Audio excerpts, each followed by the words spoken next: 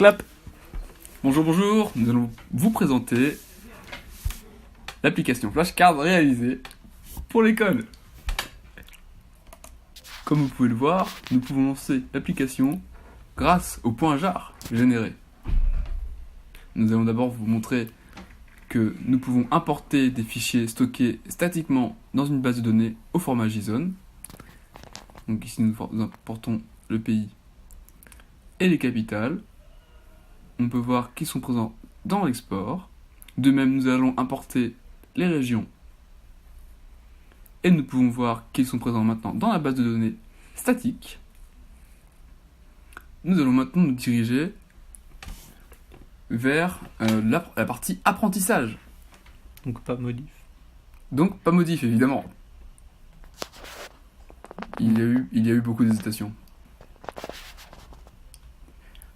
Après avoir cliqué sur un deck, celui-ci s'ouvre.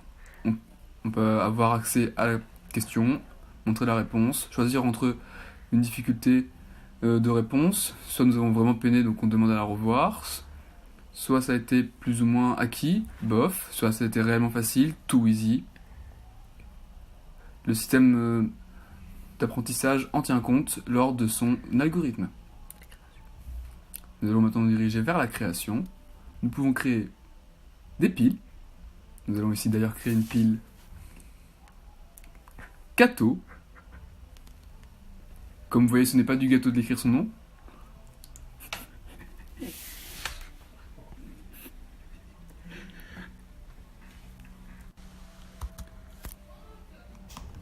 Donc après avoir créé cette pile, nous pouvons décider de rentrer dedans, ou non d'ailleurs, et de créer une carte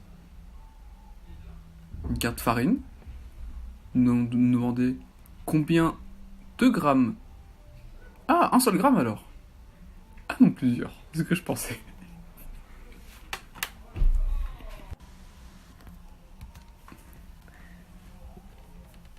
On répond alors à la question 600 grammes, un bon gâteau, un bon gâteau.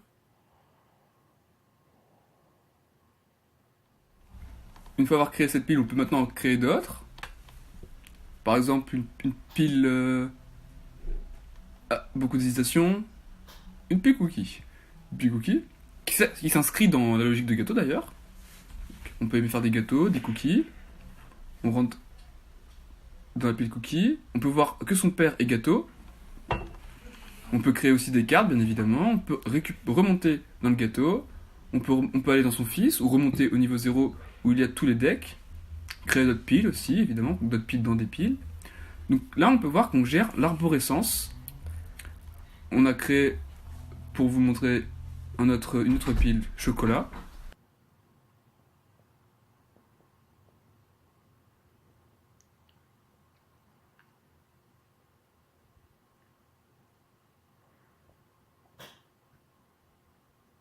On peut modifier les cartes.